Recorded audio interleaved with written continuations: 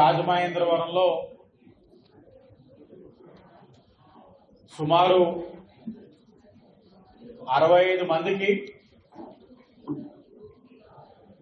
50 లక్షలు విలువ చేసే ముఖ్యమంత్రి సహాయ నిధి చెక్కుల్ని పంపిణీ చేయడం జరుగుతూ ఉంది. చాలా గర్వంగా భావిస్తా ఉన్నా.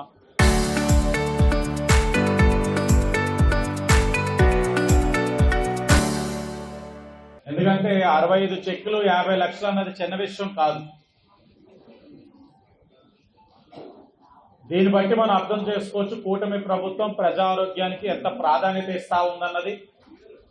గౌరవ ముఖ్యమంత్రి చంద్రబాబు నాయుడు గారు కానీ, ఉప ముఖ్యమంత్రి పవన్ కళ్యాణ్ గారు కానీ, హెచ్ఆర్డీ మినిస్టర్ లోకేష్ గారు కానీ వారి యొక్క ఆలోచన విధానం ఈరోజు పంపిణీ చేస్తున్న చెక్కుల ద్వారా మీరు అందరూ కూడా అర్థం చేసుకోవచ్చు. గత 5 సంవత్సరాలుగా వైఎస్ఆర్సీపీ అధికారంలో ఉన్నప్పుడు రాష్ట్రంలోనే కాదు ఈ నియోజకవర్గంలో ఒక్కటంటే ఒక్క చెక్ ఇచ్చిన పాపానికి పోలా. కానీ కూటమి ప్రభుత్వం ఈరోజు అధికారంలోకి వచ్చిన తర్వాత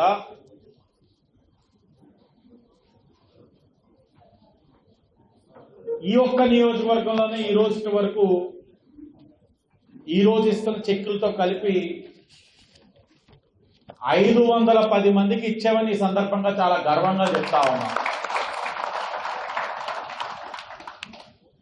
ఈ రోజు ఇస్తున్న 65 మంది లబ్ధిదారుల్లో విశేషం ఏమిటంటే గత వైఎస్ఆర్సీపీ ప్రభుత్వంలో ఆపరేషన్ చేయించుకొని నిర్లక్ష్యానికి గురైన 8 మందికి కూడా చెక్కులు సుమారు 6,48,288 విలువ చేసే 8 చెక్కులు కూడా ఈ రోజు ఇస్తున్నామని కూడా ఈరోజు కూటమి ప్రభుత్వం తరఫున గర్వంగా చెప్తా ఉన్నాం. అంటే వారు ఇవ్వకపోగా వైసీపీ ప్రభుత్వంలో కొంతమందిని మభ్యపెట్టి మీకు ఇస్తామని చెప్పి ఆశ చూపించి వదిలేసిన వారిని కూడా కూటమి ప్రభుత్వం గౌరవిస్తా ఉంది. మొత్తంగా ఈ నియోజకవర్గంలో ఈ రోజు ఇస్తున్న చెక్కులతో కలిపి 510 మందికి చెక్కులు.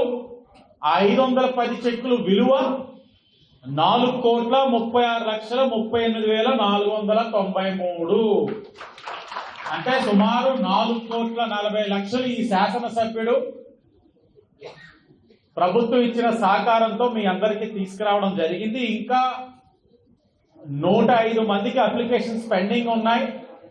దాని విలువ సుమారు 2,11,00,000 అన్న విషయం తెలియచేస్తూ ఇది కూటమి ప్రభుత్వం యొక్క చిత్తశుద్ధి. అలాగే ఈ నియోజకవర్గంలో ఎప్పుడూ లేని విధంగా ఒక ప్రైవేట్ వ్యాపారవేత్త ఈ పాల కల్తీ దుర్ఘటన వలన నగరంలోని చాలా తీవ్రమైన దిగ్భ్రాంతికి గురి చేసింది ఈ సంఘటన.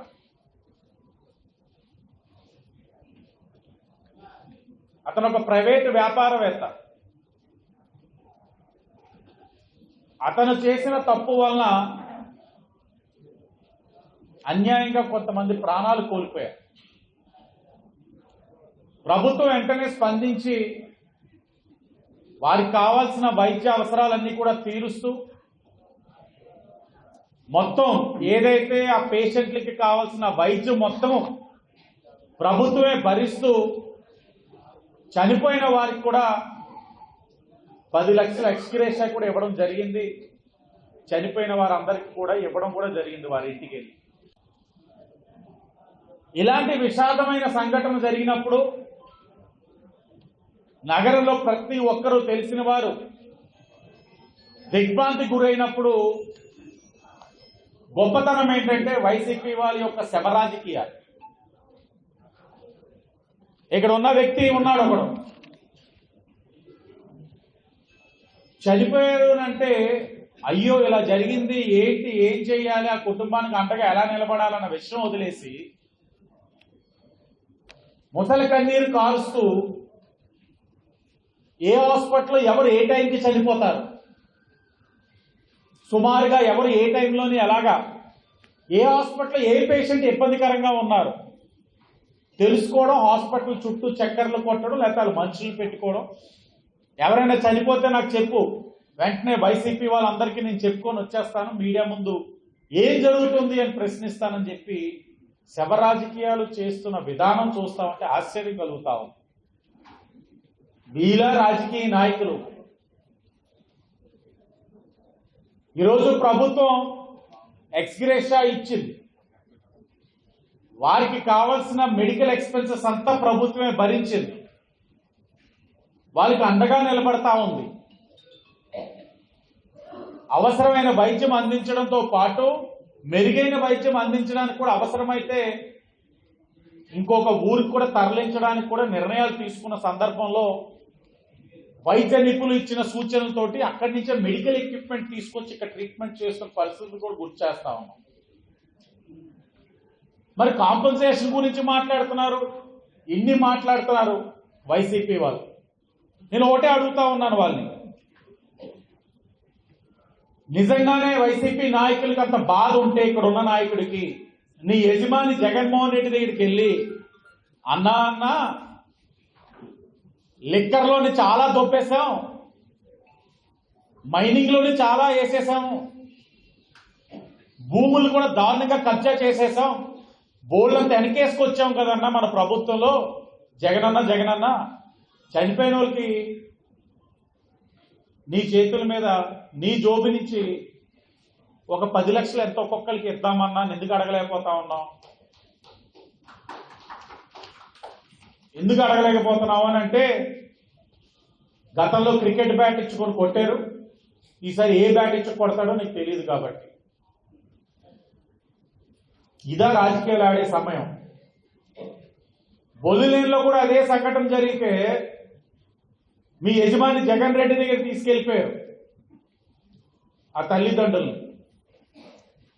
వాళ్ళు మా జనసేన ఇన్ఛార్జ్ గారు ఒక సామాజిక వర్గం కాబట్టి మోసపోయిన తర్వాత గుర్తొచ్చి ఈయన దగ్గరికి వచ్చి, అయ్యా మోసం చేసేశారు, జగన్ రెడ్డి గారి దగ్గరికి వెళ్తే జగన్ గారు మమ్మల్ని మీరు మంచి ప్రెస్ మీట్ పెట్టి ప్రభుత్వాన్ని తిట్టండి అని చెప్పారు. తెలిసి తెలియనోలో అయ్యా పల్లెటూరులో అమాయకులో మంచి లాయర్ని కూడా పెడతానని చెప్పారు, గాలికి వదిలేశారు జగన్మోహన్ రెడ్డి వైసీపీ వాళ్ళు. మేము చెయ్యాల్సింది చెయ్యగా మొన్ననే అన్నా నేను అనుకొని వాళ్ళకి 2 లక్షల రూపాయలు నా భవానీ చారిటబుల్ ట్రస్ట్ నుంచి కూడా ఇచ్చాను. ఎందుకు ఇవన్నీ చెప్తా ఉన్నానంటే చెయ్యడానికి అధికారమే పరమావధి కాదు. నువ్వు అధికారం కోల్పోయినా కూడా మనసు అనేది ఉంటే చెయ్యొచ్చు. నువ్వు అధికారంలో ఉన్నప్పుడు మోరపూడి ఫ్లైఓవర్ ఓపతన ఆస్తులు అమ్మి కట్టేస్తానన్నావు. నీ ఆస్తులు నాకు వద్దురా బాబు, ప్రభుత్వం కడుతుందన్నాం, కట్టి చూపించాం. అలాగా అమ్ముతానన్న వాడివి ఈరోజు ప్రజలు ఇబ్బందుల్లో ఉన్నప్పుడు ఎందుకు చెయ్యి రావట్లా? మీ యజమాని జగన్ రెడ్డి దగ్గరికి ఎందుకు వెళ్ళి నువ్వు ఇవన్నీ అడగలేకపోతా ఉన్నావు? నేను రెయిన్బో హాస్పిటల్లోని 2 సంవత్సరాల 9 నెలలు బేబీ మరణిస్తే ఆడికి వెళ్ళిన తర్వాత తండ్రి నా చేయిలో చేయి పట్టుకొని 10 నిమిషాలు, మీరు చేసిన ప్రయత్నాన్ని నేను మర్చిపోలేను, నా కుటుంబం ఎలా అండగా ఉందో మీరు అలాగే ఉన్నారు, బెస్ట్ మెడికల్ ట్రీట్మెంట్ ఇప్పించారు, నాకు తలకూడు పెట్టాల్సినోడికి నేను పెడుతున్నాను, భరించలేకపోతున్నానండి, ఇదే బాధ తగిలేస్తుంది లోపల అంటే కవల పిల్లలట, పాప ఉంది ఇంట్లో, పాప ఉంది, నువ్వు ధైర్యంగా ఉండాలి తమ్ముడు అంటే, అన్నా నువ్వు ఎప్పుడు నాకు అండగా స్వార్థంతో అడగట్లేదని ఓడి చెప్తూ నాకు అండగా ఉంటామంటే పక్కనే బొడ్డు వెంకటరామ చౌదరి గారు కూడా ఉన్నారు. అమ్మా ఇది రాజానగరం కాన్స్టిట్యున్సీ, అన్న ఉంటారు, ఎమ్మెల్యే గారు ఉంటారు, నేను కూడా అండగా ఉంటాను, అబ్బాయికి మాట ఇచ్చి వాళ్ళ ఆలోచన అలా ఉంటే నువ్వు నీ కార్యకర్తల్ని రెయిన్బో హాస్పిటల్ దగ్గర పంపించి వైసీపీ కార్యకర్తల్ని గ్యాదర్ చేసుకొని రాజకీయాలు చెయ్యాలని నువ్వు ఆలోచిస్తున్నావు అని అంటే ఏంటి? చనిపోయిన చిన్న పిల్లలతోట రాజకీయం. నీకు ఇంట్లో పిల్లలు ఉన్నారు కదా, బాధతో ఉంటే ఇదేనా చేస్తారు మీరు? ఎటు వెళ్ళిపోతున్నారు మీరు?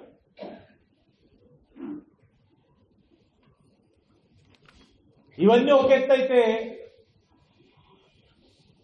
క్రెడిట్ చోరీ అంటారు జగన్మోహన్ రెడ్డి గారు. మేము పదే పదే చెప్తా ఉన్నాం, క్రెడిట్ కావాలంటే జగన్మోహన్ రెడ్డి గారు మీరే తీసుకోండి. మా అన్న లోకేష్ గారు చెప్పినట్లుగా మాకు కావాల్సింది రాష్ట్ర అభివృద్ధి, యువతకు ఉద్యోగ అవకాశాలు. మా పని మమ్మల్ని చేయనివ్వండి. క్రెడిట్ చోరీ అంతా మీదే. ఎక్కడైతే ఆ క్యూఆర్ కోడ్ అట్ట సచివాలయం ఆయనే పెట్టారట, అమరావతి రాజధాని మీరే చేసేశారు, పోలవరం కూడా మీరే కట్టేస్తున్నారు, రోడ్లు మీరే వేసేస్తున్నారు, కొత్త పెన్షన్లు మీరే ఇచ్చేస్తున్నారు. అన్ని క్రెడిట్ మీరే జగన్ గారు. మాకొద్దు. మమ్మల్ని మా పని చేసుకుని రాష్ట్రాన్ని 5 సంవత్సరాలు వైసీపీ వాళ్ళు చేసిన విధ్వంసం నుంచి వికాసం వైపు తీసుకెళ్తున్నాం. మా పని మమ్మల్ని చేసుకునేవాడు. మాట వస్తే క్రెడిట్ చోరీ అంటారు. లేకపోతే గత 5 సంవత్సరాలు ఆశపడిన యువత అంతా కూడా దగాకి గురై తల దించుకున్నారు. ఈ రాష్ట్రంలో యువత ఈరోజు దగాకి గురైన యువత అందరికీ మెగా డిఎస్సి కానివ్వండి, ఐటీ పరిశ్రమలు కానివ్వండి, ఇవన్నీ ఇండస్ట్రీస్ కానివ్వండి, వస్తున్న విధానానికి వాళ్ళందరూ తలెత్తుకొని మాకు ఉద్యోగాలు వస్తున్నాయి ఆంధ్రప్రదేశ్ రాష్ట్రంలోని సంతోషపడతా ఉంటే వైఎస్ఆర్సీపీ తిరుపతి ఎంపీ గారు పబ్లిక్ ఇంట్రెస్ట్ లిటిగేషన్ వేశారు. విశాఖపట్నంలో గూగుల్కి భూమి ఏ విధంగా ఇచ్చారు, ఇవ్వకూడదట. అంటే గూగుల్ రాకూడదు వైసీపీ వాళ్ళకి, ఏ పరిశ్రమ రాకూడదు, ఇక్కడ యువతకు ఉద్యోగాలు రాకూడదు. వైసీపీ వాళ్ళ ఆలోచన.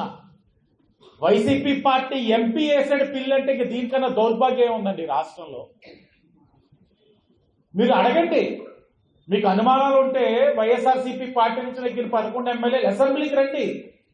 గూగుల్కి ఏ విధంగా ఇచ్చారంటే అక్కడ హెచ్ఆర్డీ మినిస్టర్ లోకేష్ గారు సమాధానం చెప్తారు. మీరు అసెంబ్లీకి రారు, కౌన్సిల్లోనేమో చర్చించాల్సిన అంశాలు చర్చించరు. బయటకు వచ్చి ఈ రోజున రాష్ట్రంలో జరుగుతున్న అభివృద్ధికి ఇలాగ కోర్టులు ఆశ్రయిస్తున్నారు వైసీపీ వాళ్ళంటే రాష్ట్ర ప్రజలు ఆలోచించారు. కష్టపడి గూగుల్ అనే సంస్థను తీసుకొచ్చాము. గూగుల్ అనే సంస్థ ఆంధ్రప్రదేశ్కి వచ్చిన వెంటనే పక్కనే ఉన్న కర్ణాటక, తమిళనాడు ఉలిక్కి పడ్డారు. తెలంగాణ అదేంటి గూగుల్ ఎక్కడికి వెళ్ళింది, మనం ఎక్కడ లోటు ఉంది మనలో, ఎందుకు తెచ్చుకోలేకపోయామని పరిగెడుతున్నారు ఈ రాష్ట్రంతో. హెచ్ఆర్డీ మినిస్టర్ లోకేష్ గారితో అంత ప్రతిష్టాత్మకమైన కంపెనీని తీసుకొచ్చి మన పిల్లలకు ఉద్యోగాలు కల్పిద్దాం అనుకుంటుంటే వాళ్ళ పార్టీ వైసీపీ పార్టీ ఎంపీలేమో కోర్టుకు వెళ్ళి ఆ భూమి ఇవ్వకూడదు, గూగుల్ రాకూడదు అని అంటే యువత ఒక భవిష్యత్ తోటి చెలగాటాలు ఆడుకోవాలని వైసీపీ వాళ్ళు నిర్ణయించుకున్నారు. పచ్చి అబద్ధాలు నిన్న జగన్మోహన్ రెడ్డి గారు పెట్టిన ప్రెస్ మీట్, అబద్ధానికి బ్రాండ్ అంబాసిడర్ ఆయన. ఎందుకంటే ఆయనకి అబద్ధాలు కొత్త ఏమీ కాదు. బాబాయిది గొడ్డలిపోటుని గుండుపోటు అని చిత్రీకరించి మాట్లాడిన వ్యక్తి ఈరోజు ఇన్ని చెప్తున్నారంటే రాష్ట్ర ప్రజలు నమ్మే పరిస్థితుల్లో లేరు. అది ఆయన కూడా అర్థం చేసుకోవాలి. అదేనే కాదు, మాట వస్తే అన్యాయం అన్యాయం అంటారు. ఆయన తల్లికి చెల్లికి చేసిన అన్యాయంతో పోలిస్తే అసలు ఏది అన్యాయమే కాదు. సొంత తల్లిని చెల్లిని అన్యాయంగా రోడ్డు మీదకి నెట్టేసి కోర్టుల చుట్టూ తిప్పుతున్న జగన్మోహన్ రెడ్డి గారు మీరు అన్యాయం గురించి మాట్లాడుతున్నారంటే రాష్ట్ర ప్రజలు నవ్వుకుంటున్నారు, కామెడీ చేసుకుంటున్నారు. ఎన్ని చెప్పండి, ఎన్ని తప్పులు చేసినా వాళ్ళు బాహటంగా నవ్వుకుంటూ సిగ్గు విడిచి వెళ్తారు. చూడండి వైసీపీ వాళ్ళు, హ్యాట్స్ ఆఫ్ వాళ్ళు. నిజంగా అలాంటి వాళ్ళు ఉండడం మన రాష్ట్ర దౌర్భాగ్యం. ఒక్కటే చెప్తా ఉన్నాం, వైసీపీ నాయకుడికి కానీ నాయకులకు కానీ రాజమండ్రి సిటీలో శవ రాజకీయాలు మానుకోండి. రాజమహేంద్రవరంలోని సాగనివ్వం. కూటమి ప్రభుత్వం చాలా క్లియర్గా ఉంది. మీరు శవ రాజకీయాలు చేస్తారు, ఏదైనా సంఘటన జరిగితే అదుగో అదుగో అంటారు. మీ హయాంలో ఉన్న రౌడీ షీటర్లు అందరినీ బెండ తీస్తున్నాం. ఇప్పుడు మేము అల్లరి మోకలకి రౌడీ షీట్లు ఓపెన్ చేస్తున్నాం. తిన్నంగా లేకపోతే పీడీ యాక్ట్లు కడుతుంది ఈ కూటమి ప్రభుత్వం. ఇవన్నీ ఎందుకు జరుగుతున్నాయి? మీరే కానీ 5 సంవత్సరాలు అధికారంలో ఉండి సరిచేసి ఉంటే ఇవన్నీ జరగబోవు కదా. ఈ నగరంలో మహిళల యొక్క శాంతి భద్రతల ముఖ్యం. కృషి చేస్తా ఉన్నాం. చిల్లర రాజకీయాలు, శవ రాజకీయాలు చేస్తే మాత్రం ఉపేక్షించేది లేదని కూడా వైసీపీ వాళ్ళకి హెచ్చరిస్తూ ఈ రోజున కూటమి ప్రభుత్వం అన్ని విధాలుగా ఆర్థికపరమైన సమస్యలు ఉన్న అన్ని విధాలుగా కూడా, ఎందుకంటే ఈరోజు మనం ఇస్తున్న ముఖ్యమంత్రి సహాయ నిధి చెక్కులు వాళ్ళు సొంత ఖర్చుతో పెట్టుకున్న ప్రతి దానికి కూడా వారికి ఒక ఇబ్బందుల్లో ఆర్థికంగా సతమతం అవుతున్న వారికి ఏదో ఒక రూపాన ఆదుకోవాలన్న ఆలోచనతో ఈ చెక్కులన్నీ కూడా మేము కష్టపడి తీసుకొస్తా ఉన్నాం. భవిష్యత్తులో కూడా ఇంకా అర్హత ఈ విధంగా పొందడానికి అర్హత ఉన్న వాళ్ళు ఎవరైనా ఉంటే తప్పకుండా సంప్రదించండి. ఎమ్మెల్యే ఆఫీస్ ఉంది, జనసేన ఆఫీస్ ఉంది, బీజేపీ ఆఫీస్ ఉంది. సంప్రదించండి. సమిష్టిగా ఎమ్మెల్యే ఆఫీస్ నుంచి మేము అన్ని ఇస్తున్నాం, అందరికీ కూడా ఆదుకుంటున్నామని కూడా మరొకసారి తెలియజేస్తూ అందరికీ ధన్యవాదాలు. జనసేన పార్టీ ఆవిర్భావ దినోత్సవం ఘనంగా జరుపుకుంటుందంటే దానికి ఒక లెక్క ఉంది. పవన్ కళ్యాణ్ గారు పంచాయతీరాజ్ శాఖలో ఎప్పుడూ లేని విధంగా అనేకమైన అభివృద్ధి కార్యక్రమాలు, మారుమూల గ్రామాలకు కూడా రోడ్లు వేసి అనేకమైన అభివృద్ధి కార్యక్రమాలు చేస్తా ఉన్నారు, నీరు సరఫరా చేస్తా ఉన్నారు. సో వాళ్ళు చేసుకున్నారంటే ఒక హక్కు ఉంది. వైసీపీ వాళ్ళు ఎందుకు చేసుకుంటున్నారు? రాష్ట్రంలో ఉన్న యువతకి ఉద్యోగ అవకాశాలు కల్పించకుండా ఇప్పుడు వస్తున్న ఉద్యోగాలకు అడ్డపడుతున్నందుకు చేసుకుంటున్నారా? శాంతి భద్రతల పరంగా ఏ రోజు కూడా దృష్టి సారించకుండా అనేకమైన మహిళల మీద దాడి చేసి గర్వంగా మహిళా పక్షపాతి పార్టీ అని చెప్పి అనుకుంటున్నందుకు చేసుకుంటున్నారా? సొంత తల్లిని చెల్లిని ఇంటి నుంచి బయటికి నెట్టేసి మహిళలకి గౌరవం ఇవ్వకుండా ప్రవర్తించిన జగన్మోహన్ రెడ్డి గారు ఒక ఘన కీర్తిని గుర్తించి సంబరాలు చేసుకుంటున్నారా?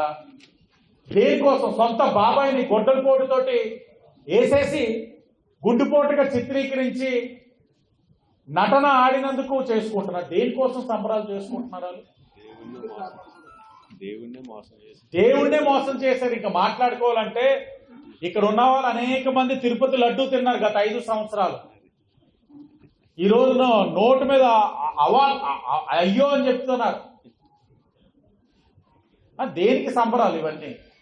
రాజకీయంగా పార్టీగా గుర్తించుకోవడానికి వాళ్ళ ఉనికిని కాపాడుకోవడానికి చేస్తున్నారు, కానీ వాళ్ళకి అసలు రాజకీయ పార్టీగా ఉండడానికి కూడా అర్హత లేదు ఈ వైసీపీ పార్టీ వాళ్ళు. Local to global news at your fingertips. మీ చేతిలో ఒక ఆయుధం. Download Raw TV app. Media legend Ravi Prakash is back.